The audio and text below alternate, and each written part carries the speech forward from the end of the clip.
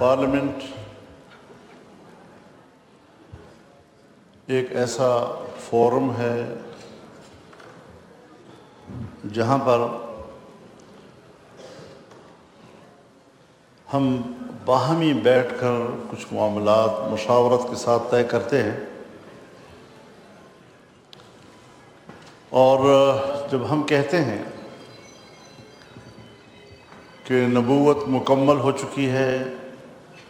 وحی مکمل ہو چکی ہے، اور اللہ رب العزت فرماتے ہیں الیوم اکملت لکم دینکم واتممت علیکم نعمتی، میں نے اپنا دین تم پر مکمل کر دیا ہے اور اپنی نعمت تم پر تمام کر دی ہے۔ اس کے بعد ایک ہی چیز قیامت تک کے لیے زندہ ہے، اور وہ ہے شورا، کہ اگر کوئی ایسی نئی چیز آئے، نیا مسئلہ سامنے آئے، تو اس پر قیامت تک مشورے کا راستہ کھلا رہے گا۔ اور جب مشورے کا تصور آتا ہے تو پھر وہاں ظاہر ہے کہ اس میں اجتہاد بھی ہوتا ہے، رائے بھی بنائی جاتی ہے، اور جب ہمارا ملک مشترک ہے، ہمارے ملک کا آئین ہمارا مشترک ہے، قانون ہمارا مشترک ہے، اور آئین و قانون کا احترام ہم سب کے اوپر برابر کا، یعنی ایک اس کا احترام واجب ہے، تو یہ اچھی بات ہوتی ہے کہ کوئی آئینی ترمیم آئے تو اس پر مشاورت ہو، کوشش کی جائے کہ آئین متنازع نہ ہو، سب کو آن بورڈ لیا جائے، سب سے بات چیت کی جائے، ان کا اوپینین لیا جائے، پھر اس کے بعد ایوان کی مرضی ہے، اس کی اکثریت جو فیصلہ کرے یا 2/3 اکثریت جو فیصلہ کرے اس کا سب احترام بھی کرتے ہیں اور اس کو قبول بھی کرتے ہیں۔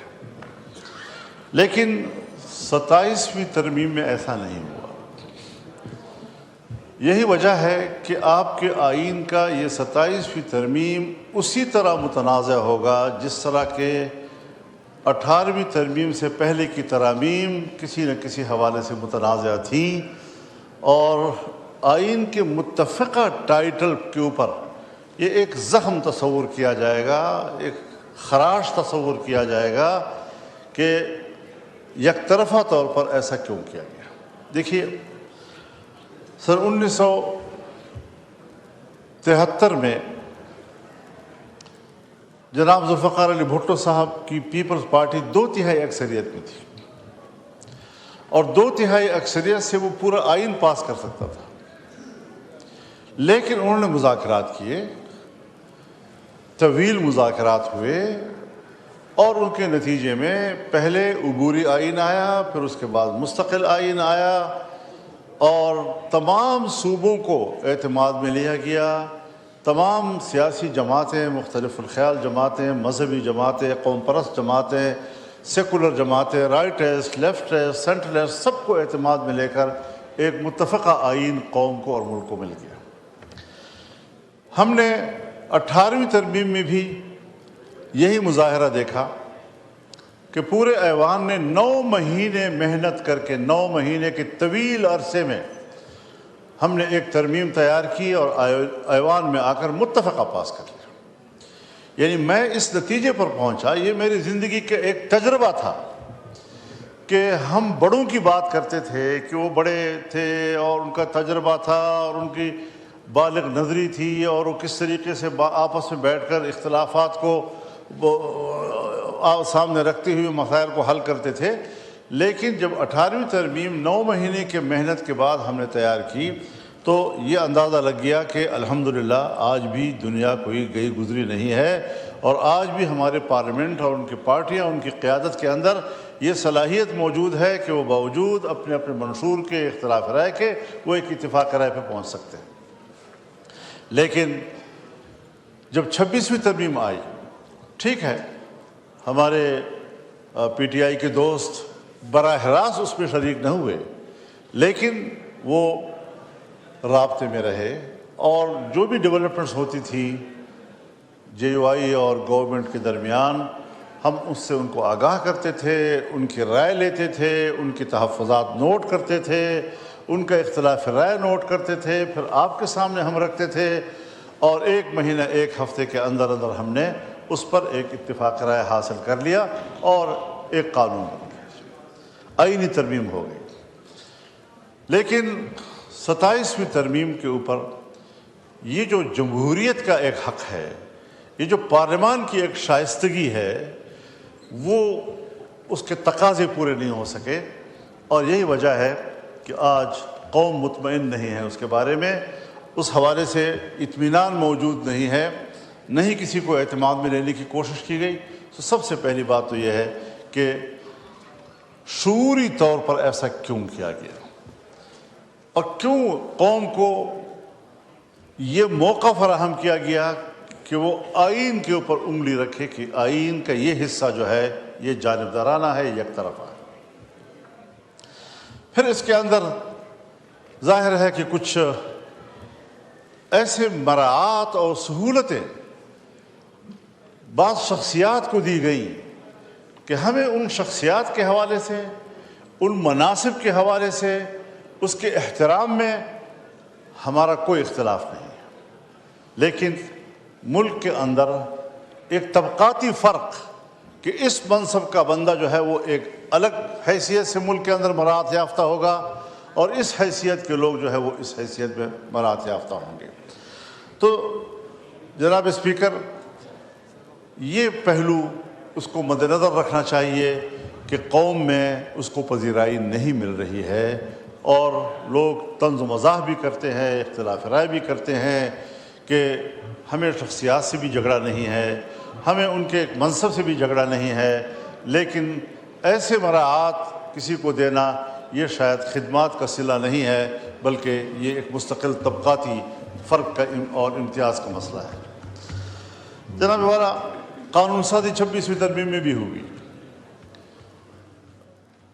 وہاں پر ہم نے کچھ ترامیم پیش کی تھی، سود کے حوالے سے بھی اسی طریقے سے ہم نے شرعی عدالت کو طاقتور بنانے کا آئینی راستہ اختیار کیا، ہم نے اسلامی نظریاتی کونسل کے سفارشات کو ڈیبیٹ کے لیے پارلیمان میں پیش کرنے کا دستوری حق حاصل کیا۔ 1 سال سے زیادہ عرصہ گزرنے کے باوجود اس وقت تک اسلامی نظریاتی کونسل کی ایک سفارش بھی ڈیبیٹ کے لیے پیش نہیں ہو سکی۔ اس کا معنی یہ ہے کہ کیا وہ سب کچھ دفع الوقتی تھا؟ اس وقت مجبوری تھی، کچھ حاصل کرنا تھا تو اس میں جو چیز آئے آپ قبول کرتے چلے جائیں؟ یہ چیز میرے خیال میں سیاسی لحاظ سے بڑے بونے پن کا مظاہرہ ہے، اس طریقے سے سوچنا کہ جی بس ٹھیک ہے، ڈنگ ٹپاؤ اور بات مانو، اور آگے پھر اس کے بعد جی ایک قانون بنا دینی مدارس کے حوالے سے اور سوسائٹی ایکٹ کے تحت رجسٹریشن کے حوالے سے، دوسرا ابھی تک اس حوالے سے کوئی رجسٹریشن نہیں ہو رہی، بلکہ یہ سب گواہ ہیں، پورا ایوان گواہ ہے کہ جب قانون پاس ہوا تو قانون میں یہ ڈرافٹنگ ہم نے نہیں کی تھی، یہ ڈرافٹنگ گورنمنٹ نے کی تھی، اعظم تارڑ صاحب کی طرف سے یہ قانون آیا تھا، اور اس میں صرف ان مدارس کا ذکر تھا کہ جو 1860 کی سوسائٹی ایکٹ کے تحت رجسٹر ہونا چاہتے ہیں، جی ٹھیک ہے، لیکن کچھ اور تنظیمیں تھیں کہ جو وزارت تعلیم کے تحت ایک جو ڈائریکٹریٹ ہے اس میں اس کو ضمناً ایک اختیار دیا گیا۔ جی ٹھیک آج ہے، ہمارے ڈپٹی کمشنرز، ہمارے انتظامیہ، خاص طور پر پنجاب میں ٹھیک ہے، علماء کرام کے ہاتھ مروڑ کر انہیں کہتے ہیں کہ آپ نے وزارت تعلیم کے تحت جانا ہے، حالانکہ وہ چیخ چیخ کر کہتا ہے کہ نہیں، اور پھر اگر وہاں جاتا ہے تو پھر مدرسہ بھی ٹھیک ہے، پھر رجسٹریشن بھی ہو جاتی ہے، پھر اکاؤنٹ بھی کھل جاتے ہیں، اور اگر دوسری سائٹ پر وہ رجسٹریشن کرانا چاہتا ہے تو اس کے لیے رکاوٹیں پیدا کی جاتی ہیں۔ مولانا صاحب اجازت دیجیے تاکہ ایجنڈا کافی ہے اور میرے سے کوئی زیادہ دیر بیٹھا نہیں جا رہا۔ میں کچھ چیزیں تھوڑی سی ریکارڈ پہ لانا چاہتا ہوں، کوئی لمبی چوڑی میں تقریر کرنے کا ارادہ نہیں ہے۔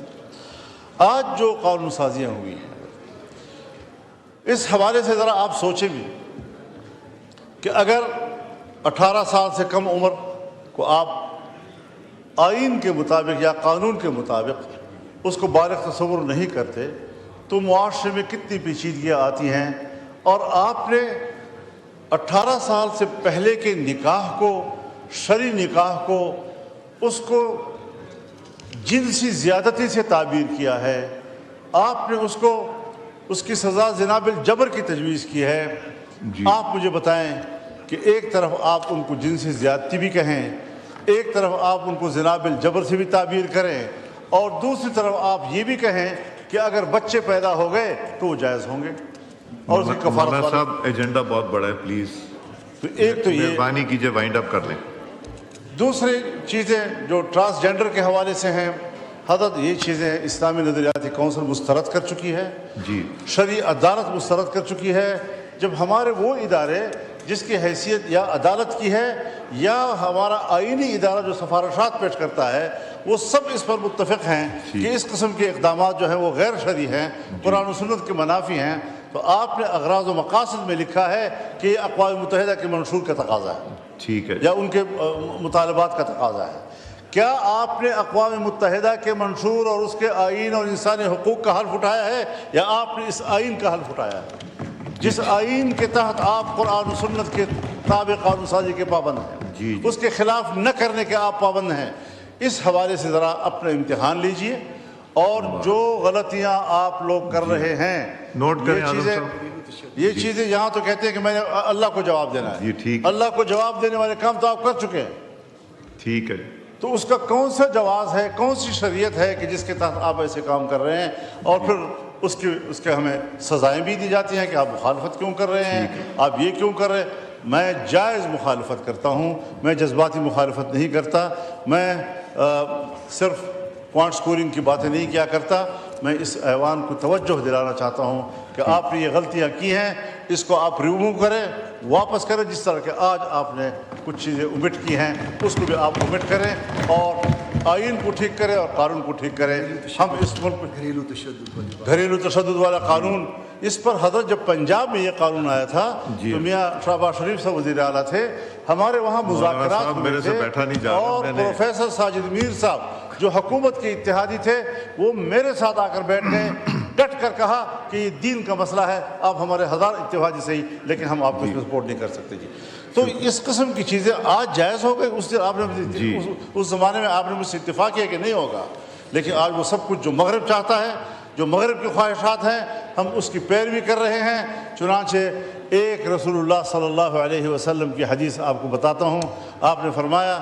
لَتَتَّبِعُنَّ سُنَنَ مَنْ قَبْلَكُمْ شِبْرًا بِشِبْرٍ وَذِرَاعًا بِذِرَاعٍ حَتَّى لَوْ دَخَلُوا جُحْرَ ضَبٍّ تَبِعْتُمُوهُ قَالُوا يَا رَسُولَ اللَّهِ الْيَهُودَ وَالنَّصَارَى قَالَ فَمَنْ۔ ایک زمانہ آئے گا جب تم بالش اور قدم قدم پچھلی امتوں کی پیروی اس طرح کرو گے کہ اگر وہ گوہ کی غار میں گھسنے لگے تو آپ وہاں بھی ان کے پیچھے پیروی کرتے رہیں گے۔ صحابہ کرام نے عرض کیا یا رسول اللہ ہم یہود و نصارہ کی پیروی کریں گے؟ آپ نے فرمایا پھر اور کون ہو سکتے ہیں؟ آج آپ مغرب یہود و نصارہ کی پیروی کرتے نظر آ رہے ہیں، اور یہ مسلمان قوم 25 کروڑ پاکستانی مسلمان قوم کے شاعر نشان نہیں ہے۔ ذرا اس حوالے سے ہمارے چہرے کو خدا کے سامنے پیش ہونے کے قابل بنا دیں۔